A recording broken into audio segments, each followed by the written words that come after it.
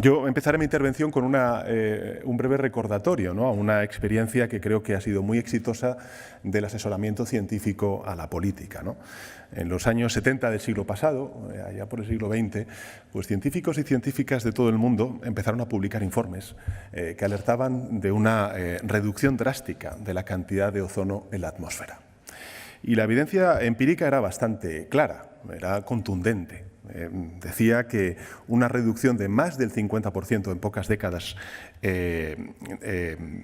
y señalaba además a los CFCs como las principales responsables de esa drástica caída en la cantidad de ozono en la atmósfera, ¿no? La situación era, como recordarán, especialmente preocupante en el Polo Sur, donde los investigadores e investigadoras hallaron un inmenso agujero en la capa de ozono que protege a la Tierra de la radiación del Sol, y los modelos lo que hacían era predecir que si no se adoptaban medidas urgentes, entonces pues cientos de miles de personas sufrirían de cáncer de piel, de enfermedades autoinmunes hacia el año 2000. Y que hacia el año 2040 pues colapsarían sectores tan importantes como la agricultura, como la ecología de los océanos, ya sin capa de ozono. Los rayos ultravioletas acabarían con el plancton, que es, en definitiva, como saben ustedes, la base de la vida marina. En aquella época, los gases CFCs, recordarán, se usaban prácticamente para todo.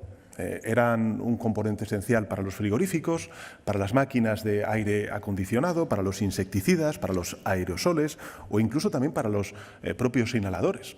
Y por eso, cuando los científicos y las científicas pidieron su prohibición, pues muchos en la industria se opusieron.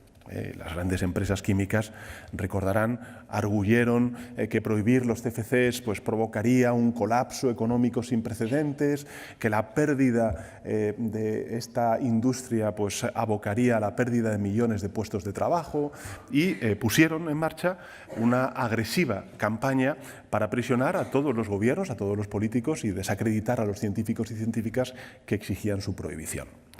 Pero, bueno, hubo también algunos políticos y políticas que escucharon a la ciencia, afortunadamente.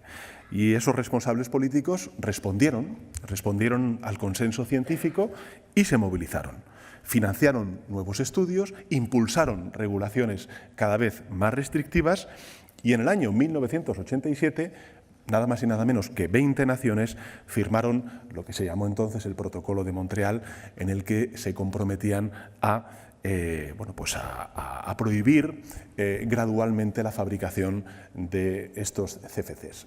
Y con el tiempo, pues lo que sucedió fue que España y el resto de países del mundo se sumaron, y el Protocolo de Montreal pues se convirtió en el primer tratado internacional suscrito para todos los Estados miembros de Naciones Unidas.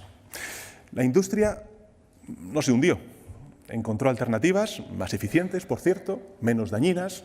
La gente no perdió su empleo, tampoco su salud, afortunadamente. No vio mermado su calidad de vida. Todo lo contrario, la concentración de CFCs en la atmósfera fue reduciéndose y los niveles de ozono empezaron a recuperarse. Y hoy, casi 40 años después, el agujero de la capa de ozono está prácticamente cerrado y la humanidad ha sido capaz de superar un reto que amenazaba ni más ni menos que a nuestra propia existencia. Bueno, yo quería recordar esta historia por dos motivos. Primero, porque demuestra que cuando queremos, pues yo creo que los seres humanos somos capaces de frenar la degradación ambiental, por muy sistémica que ésta sea. Es cuestión de trabajo, es cuestión de recursos, es cuestión también de voluntad. Y en segundo lugar, porque creo que es un magnífico ejemplo del papel clave que el asesoramiento científico puede tener en nuestra sociedad. Miren, yo me considero un político progresista, y me considero un político progresista porque creo en el progreso. Es porque estoy convencido de que la humanidad puede ser mejor y avanzar hacia formas mucho más eficaces, mucho más equitativas, mucho más sostenibles de organización. Lo ha hecho en el pasado y sé que lo va a seguir haciendo en el futuro, gracias a dos herramientas que me gustaría compartir con ustedes. En primer lugar, la mejora moral del ser humano, y en segundo lugar, la ciencia. La ciencia, esa suma de errores que nos acerca a la verdad. Se lo debemos casi todo a ella. Y yo, de hecho, siento también este acto y este anuncio de lo que vamos a poner en marcha a partir de hoy como una deuda que tenía pendiente la sociedad española desde hace mucho tiempo con la ciencia, con los científicos y con las científicas. La ciencia nos ha revelado nuestra propia naturaleza, nos ha mostrado de dónde venimos, nos ha ayudado a recorrer el camino.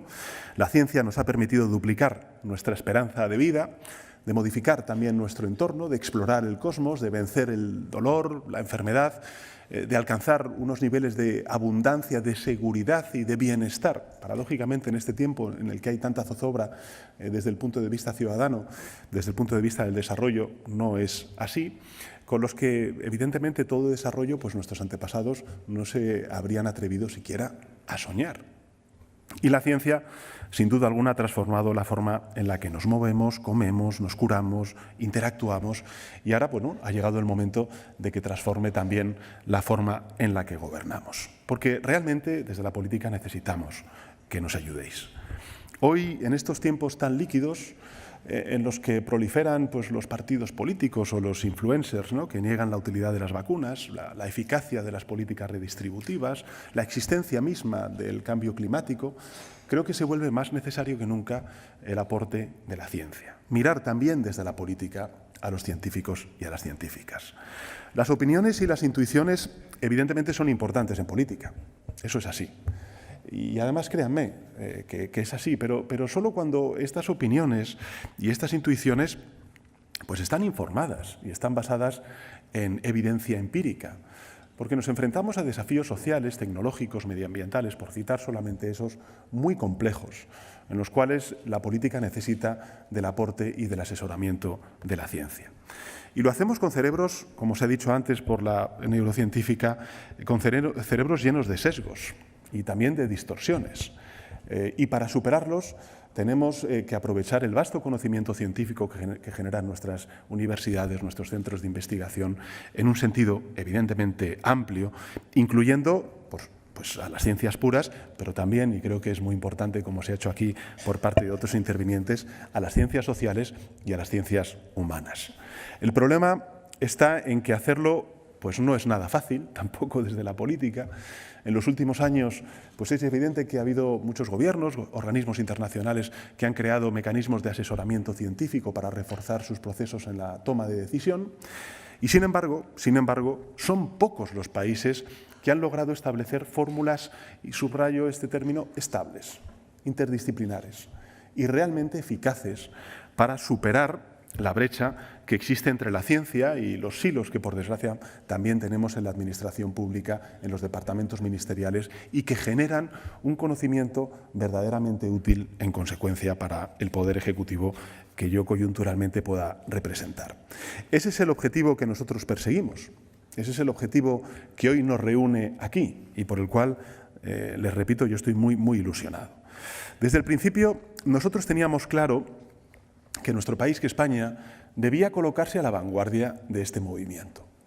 Y por eso, ¿qué hicimos? Bueno, pues establecimos en el Consejo de Ministros y Ministras pues perfiles técnicos, algunos de ellos nos han acompañado aquí, han estado conmigo, Joan Subirats, por ejemplo, o Pedro Duque, ahora pues Diana Morán. Por eso hemos creado también en el Gabinete de la Presidencia del Gobierno, en Moncloa, un amplio equipo de doctores, de doctoras en economía, en ciencia política, en ingeniería medioambiental, en derecho, en sociología, que juegan un papel clave en la toma de decisiones que tomamos, valga la redundancia, desde la presidencia del Gobierno todos los días, y por eso aprobamos también un plan de transferencia e innovación para fortalecer los intercambios entre los investigadores e investigadoras y las instituciones públicas. Hoy estamos aquí para dar un paso más en esa buena dirección. Yo creo que es un hito. En fin, me da un poco de rubor decir que es histórico, porque están pasando tantas cosas a lo largo de... Pero sí va a ser un hito transformador, o al menos es como nosotros lo vivimos y lo sentimos desde el Poder Ejecutivo. Hoy echamos a andar nuestro ecosistema nacional de asesoramiento científico, un ecosistema que hemos estado diseñando durante casi 2 años, le hemos dado muchas vueltas, créanme, a este anuncio que estamos hoy presentando en esta sede del CSIC. Hemos estado hablando con muchos expertos y expertas, hemos estado también comparando la experiencia de otros países. Nunca es fácil porque, en fin, el sistema político de un país no es el mismo y la cultura que otro. Siempre miramos al mundo anglosajón, aunque algunas veces el mundo anglosajón tampoco es que nos dé grandes lecciones, ¿no? Creando también, o intentando al menos crear soluciones novedosas que se adapten a nuestra realidad, en definitiva, social e institucional. Un ecosistema que pensamos pues va a ser uno de los más ambiciosos y aspiramos a que sea de los más sofisticados que existen en el mundo y con el que esperamos, en definitiva, poder recuperar el tiempo perdido, que ha sido mucho, y situarnos lo antes posible en el grupo de países que mejor vinculan ese conocimiento científico con la toma de decisiones políticas. No hay tiempo para dar todos los detalles aquí en este acto, pero sí me gustaría compartir con todos ustedes sus dos principios rectores y sus tres compromisos básicos, con algún anuncio que va a ser inmediato. Los principios son sencillos. Los principios son rigor y eficacia. No queremos crear algo solo para decir que lo tenemos, que por cierto es bastante típico en la política. Queremos que ese algo funcione y que funcione de verdad, que provea de conocimiento útil y sólido a la Administración General del Estado y también al resto de administraciones, y que le dé también a la ciencia española un canal de comunicación claro, que no ha tenido hasta ahora, estable y también institucionalizado con el Poder Ejecutivo.